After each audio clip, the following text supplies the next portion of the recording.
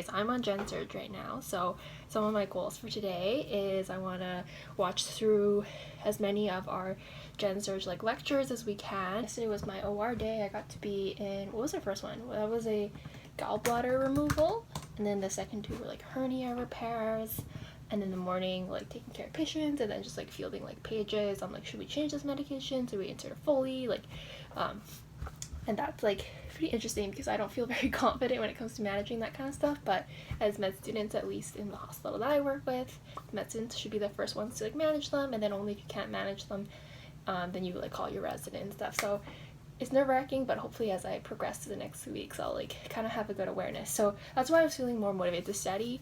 It's really hard to study during the week because I probably get up at 5 most weeks, and then we get into the hospital by like 6, and then I also leave at 5. So I'm like pretty, like I don't feel super motivated to study when I get home, which is a problem. I want to work on it. But I feel really motivated because like there's a lot of questions I have right now about like taking care of patients. So like for example, post-operative fevers, I kind of remember sort of vaguely the causes, but so now I'm going to watch a lecture on post-operative fevers because I want to remember all the causes and just be like really thorough and really good at taking care of my patients. So I think like that's how I'm trying to motivate myself to study. I don't really feel like I'm the type of person who gets super motivated when I'm like, there's an exam in, 2-3 months, I need to study for that. I think it's easier for me to be motivated and thinking like, Mr. So-and-so, I want to take really, really good care of them because it's such a sweet patient. Let me like try to read and be as knowledgeable as I can. So anyways, so starting at 6, we have work, and then there's like the different surgeries that we have this week. So this is a open small bowel resection, ileostomy, thyroid stuff, and then I'm on call 24 hours on Tuesday, and then on call for 24 hours on 31st. Yeah, this is the lecture that I'm watching right now. This is Dr. Jeffrey Blair. He's our Director of Surgical Education, and this is differential diagnosis for postoperative fevers. So, for example, different things that can cause postoperative fevers or postoperative complications is a postoperative heart attack, pulmonary embolism, pneumonia, like a pulmonary edema, so if we put too much fluids in you, issues with the kidneys or an infection. So I can think of different patients who have some of these, so that's really cool. Big operation for rectal cancer, and is fully catheter removed and is now not going for there's a fire. Oh my gosh, we're all gonna die. I'm gonna continue to read, you guys can read this. He weighs 70 kilograms, his IV rate is ordered at 100 mils per hour. Primary culprits in postoperative deaths in that study of 44,000 patients. Myocardial infarction and sepsis for 2 of them. That last guy had pneumonia, sitting duck for sepsis. This guy could die because of this. Now I'll tell you, as a man that has suffered angina,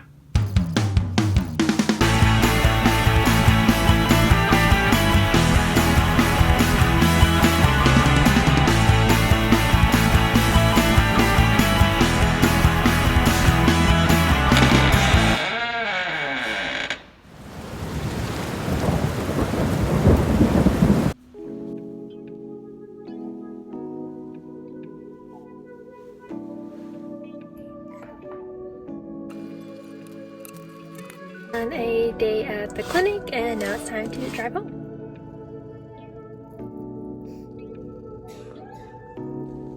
On call today and just working on some research while I wait to get called by my preceptor.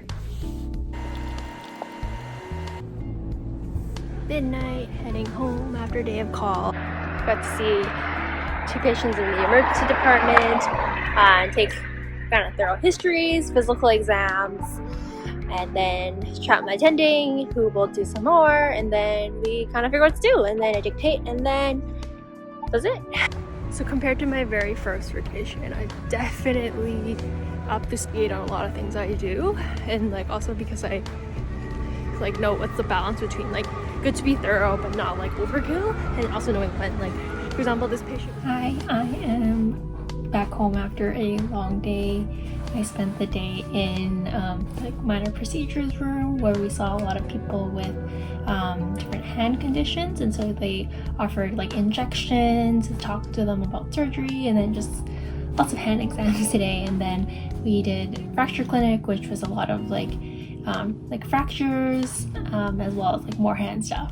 So I got to do some knee injections, which was cool. It's something I'm still working on. I feel like when I do it, it's very painful to the patient. So I think I need to like practice more because I want to make it a more painless experience for people I do it on. Feelings, I think today I was feeling a bit less confident in myself because I was really struggling with hand anatomy. I've always struggled with hand anatomy because I think it's very complicated. There's so many little bones, and we had a plastic surgery resident on, and he just a senior plastic surgery resident, he just really knew all the bones, and I was there what is the name of the tendon? What is the name of that bone? And there's a lot of conditions that I had never learned about. So that's what I think I want to do now to make myself feel better instead of just wallowing in my insecurity. I think I'm just gonna spend some time right now. First, I'm gonna finish my last oncology module that I was working on last night, and I fell asleep. And then I'm gonna look up the hand anatomy. I'm gonna review those bones, and then just a quick look into those flexor tendons, and then I'm gonna review that PowerPoint on different hand conditions that my preceptor today actually showed me because he made it. So hopefully that'll be enough. Yeah, I would be saying feel super tired. As much as I know I have a lot of stuff to do, I just really want to just sleep and rest. So I think the urge, fighting that, sometimes I'm really struggling with, today I think I'm really struggling with that urge to just want to rest instead. Yesterday I ended up doing quite a bit of studying, but on Monday I came home with all the best laid plans I made on Sunday night to study and get this stuff and get this done. But I think I came home and I fell asleep on the couch for 2 hours. So I think that's just the reality of it. I'm so sad because I missed this seminar that I meant to attend to, but I guess it's human. Definitely not perfect. There's times where I think I'm gonna work, or it takes me longer to get started, or I end up resting a lot longer than I intend to, or I'm just not really feeling it. Definitely I think this rotation is super interesting, but I think I've been really low in energy this week. I don't know. Just also physically really tired, so just getting that motivation up. It's definitely hard, but I think it's just gotta push through.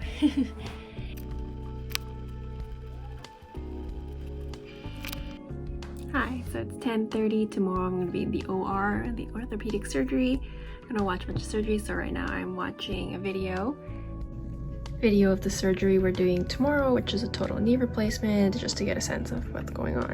Is exposed, and the thickness all about is then removed with a saw. Those bone saws. I was in the OR for Ortho today. That was my last day, so saw 3 different knee replacements, which was pretty cool because each one was different. So the first time you put a knee in versus when you have to remove it and do a new one is different in terms of it's much more complex. There was hip replacements, and so kind of nice bread and butter of ortho. Yeah, and everyone's really nice. I would say I've described the atmosphere of orthopedics as very good and intense about what they do, but also quite chill, very fun, very humorous, good self-deprecating humor, but also just really good vibes. That might just be because of the group that I work with. They're all quite close, and so I really liked that and enjoyed my time. I think just definitely gained an appreciation for orthopedics. Number one, that not having good mobility, as well as having daily pain, doing simple things like walking, going upstairs, and everyday function, I definitely take it for granted. So I'm gonna appreciate that a lot more. And I also think pain is something that's very uncomfortable for a lot of people. So that's something that I think I just want to be more aware of, as in from joint pain and stuff. And then also, yeah, appreciation that things it's really cool to see something like a knee injection, a knee replacement have such a big impact and make people so happy. It's not always perfect, but it's really nice and fulfilling. So yeah, it's been a long day. So we started at 7, I don't know when we left, 7, and got back at 5, and so I think I'm gonna push myself in, go change and do a workout. Gunning for this video. What do you want to? I'll see you later. School is super fun, super happy, super positive. Today is a little bit of a darker vlog, I guess. I am almost, I would say, 2/3 of the way in through my clerkship. So it's been a long road, I guess. and I am at that point in clerkship where I am just super tired all the time. Definitely come home and I'm like, oh, I really would love to work on YouTube, research, study more, and I am so tired. I have definitely had a lot of times where I just pass out, and that's the end of the day. What's made this rotation particularly hard is, for one, the unit that I was working on, we had a COVID outbreak. 2 of the patients that I directly took care of turned out to be COVID positive, so that was pretty worrisome. I had to get tested. I'm negative, but that was pretty stressful, and there's like a lot of things that everyone's trying to figure out, and I think I'm currently on a rotation where all the patients are super sick. So in the span of just a few weeks, like I've had patients under my care that passed away on the unit, or there are several that kind of have some terminal diagnoses and are kind of soon to pass. Or just people that are just very sick. So it's a really hard for me personally, because I think I would love to see everyone just walk away, be totally healthy and happy, and sometimes it's difficult to be watching people suffer and not really have a answer. I did remember I had a quote from a physician who does some palliative kind of pain medicine work, and said, as a physician, our job though is not to suffer with people. That's their journey, that's not ours. We just are there to kind of support them as they walk through their journey, and trying to make that distinction. But I definitely am kind of one of those people who just really, I kind of feel what other people are like feeling, and so sometimes it's like I'm working on creating that bit of a distance for myself. So this was also a rotation, I guess, second of all, just instead of like a lot of suffering, a lot of terminal diagnoses. The other one is for me, just a lot of feeling of incompetence. Internal medicine is one of those rotations where you just have to know everything about everything.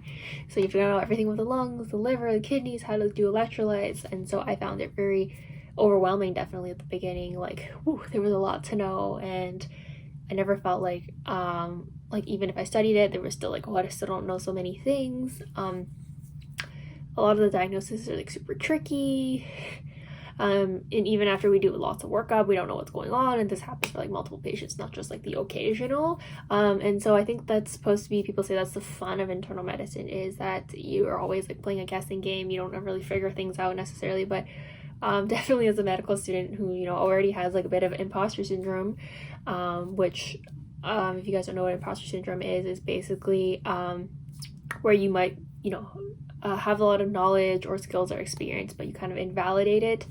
That's me all the time.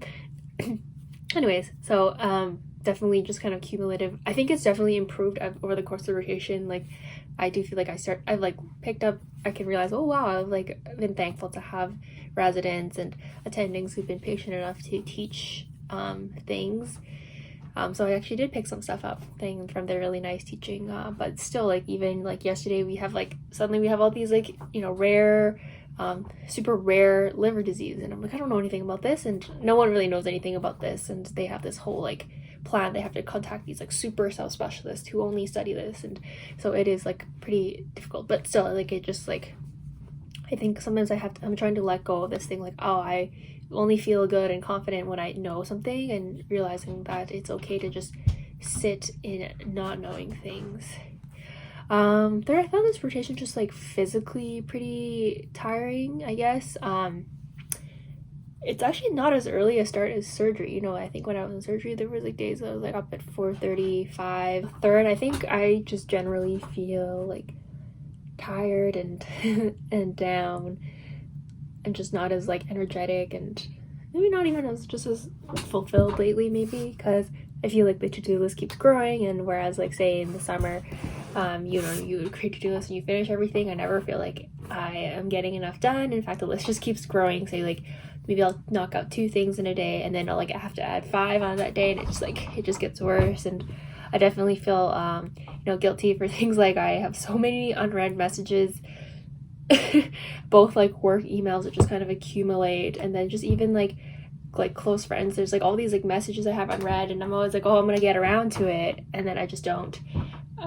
It's like, I think it really and I'm not even like a big messenger, so I don't have that many people messaging me, but I think that's just like a micro sign of like a lot of things just keep adding up and up and up, and I like a lot of it comes from where I want to be, my ideal, and where I actually am are just very far apart. And I think some of it is maybe I have way too high expectations for myself. I think I'm going to be one of those people who are always on it, and maybe I'm disappointed in myself because I've always been, say, I have my lectures open right now. I've always been the type of person who's always ahead in my lectures. It's how I started off the rotation. So, you know, on week 1, I'm ready to watch week 2's lectures, whatever. And so I'm a little bit disappointed in myself that I'm actually behind on last week's lectures, and then I have to catch up on last week's and this week's. And so, like, in my ideal world, I would be ahead on the next week. But if you think about it, that's not super realistic, right?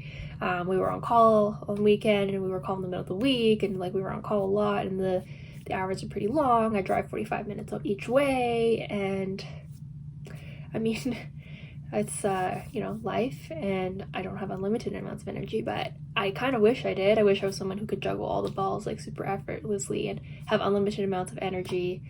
But yeah, I think I definitely am I'm not even at average level of energy for myself. I think I'm like below average, where I just am kind of, no matter how much I sleep, I'm just super tired all the time. So I think I should be kinder to myself.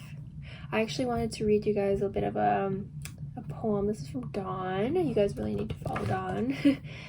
One of my girls, who has a great channel. She does a lot of wellness and stuff. Anyways, I really struggle with productivity guilt. I feel like I've talked about this like a lot of times. I think like if you ever read Gretchen Rubin's 4 Tendencies, I'm an obliger, and so I really like thrive on like meeting expectations of other people, and I like really hate to disappoint people. It sounds kind of a people pleaser, but sure.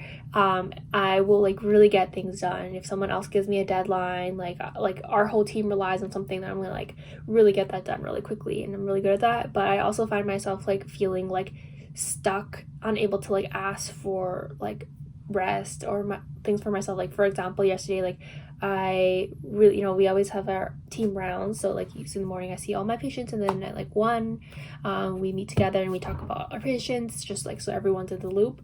And so I was like, oh my gosh, I had to discharge some patients, which requires a lot of paperwork, and so I was like, I'm gonna be super proactive, I'm gonna finish it. And I finished all the stuff for 2 of them, and it was like really hustling, and so that I only had like a few minutes before we started the meeting, so I skipped lunch and to get that done. And then it was kind of awkward because then we were like, okay, like everyone else actually didn't really finish their other stuff. They were fine to do it after the meeting, and so I was like hanging around. I felt obligated to just stick around and see where I could help and follow around and just kind of follow around the team. But I was like starving. I had skipped breakfast and whatnot, and it was like 3 or 4 o'clock until I got to eat. And I like came to that moment where I just feel like, oh, I feel more, it's like more important to be helpful to the team, to be helpful to other people, than to take care of myself. And I think I realized that I didn't realize, but my residents remind me that it's actually like no one would have faulted me if I said like, hey, I just want you to know I haven't eaten yet, can I go, you know, hop away for 15 minutes and just eat.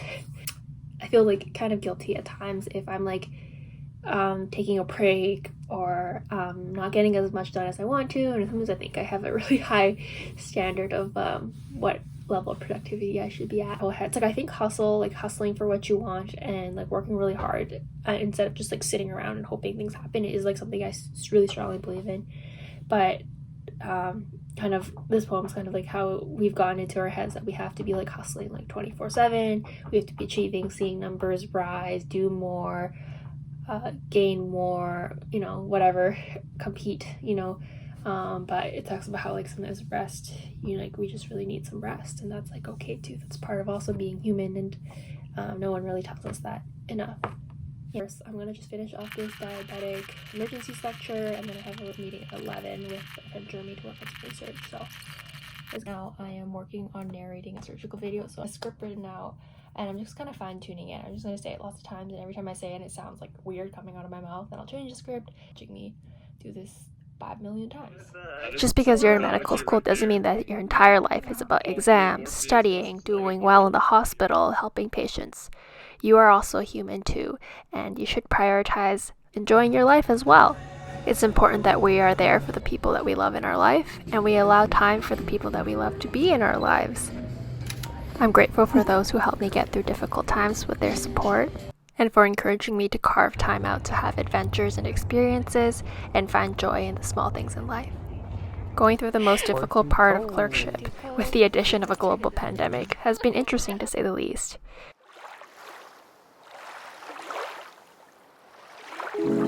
And that's for those of you that were wondering how do you keep fit despite the busyness of medical school. Got one, but this one is so cute. Oh, that one is Look at this nice. one. Yeah, right? Right? Check it out. Look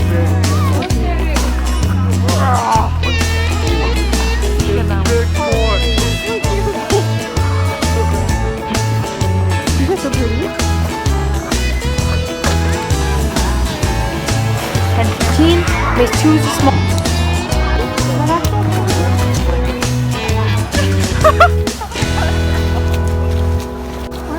Do you mark a spot? Ow. That's a mark.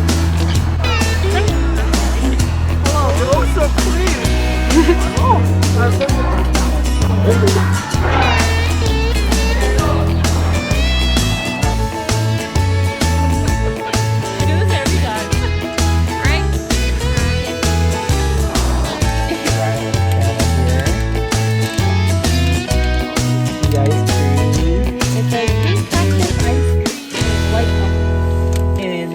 Whoa! That's pretty cute. Yeah, it's. Gotta give review out of 5. Oh, weird. Yummy, What is this one? Rollers onion with sockeye salmon at the Yubu sushi. Look absolutely like death because it was the first ones, and so put way too much sauce, too much onions, and then I realized like you gotta make them like big and flat so the onions fit, and don't put too much onions and don't put too much sauce. I'm gonna write the name on the back. Because it has one functional eye, you know. Pumpkins. This is uwu on the left and amblyopia on the right. Today we are eating Malona. Purple yam. Purple yam. Ever had a Malona ever? No, I never had a Malona bar before I had these either. Yeah, I've never had a It's very purple. Look how purple that is. In high school, they sold these at like the Undergrad. Underground? Black market stuff. Yeah, you make it sound so. No, there was like a little like shop, I guess, from Snap. And then I was like, look at this. And then all of a sudden there was just no picture.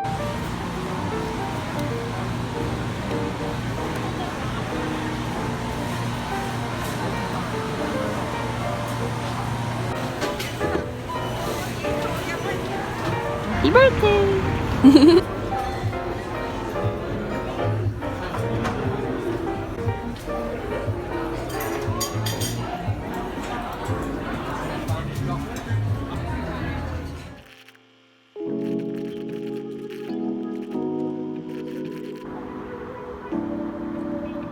They're so cute.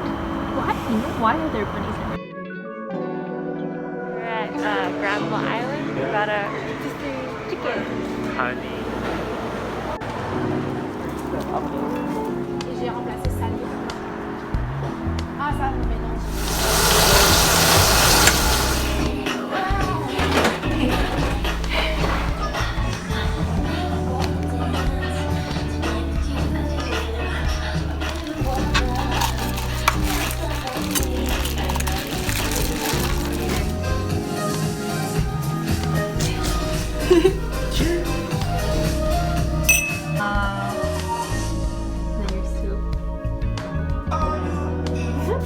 We're so dark. Alright, we have 2 gingerbread sets. We're super festive today. A whole bunch of croissants. Wow! Because we're gonna make this a competition between the 2 of us. Just read the OSCE this morning, and then I read through most of the neurosurgery section on the surgery textbook, and so this is how to celebrate. You know, work hard, play hard. This is the before. The tree.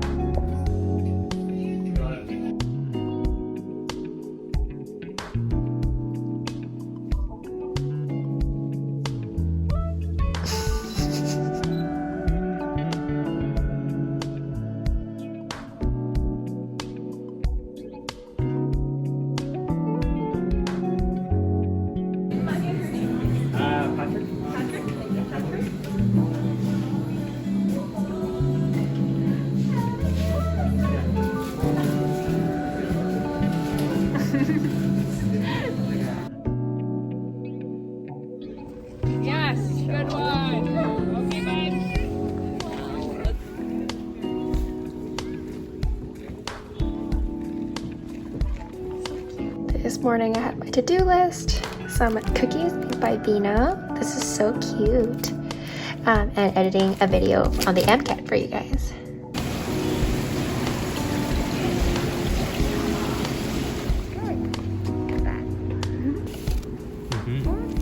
That looks good. Hello. What's up? What's up? What's up? Boba, come here. Come here. You see that? Good morning. Let's get some work done. So my study setup today is here on the couch, all comfy and cozy with one of these. Some water, some Valentine flowers to enjoy the view.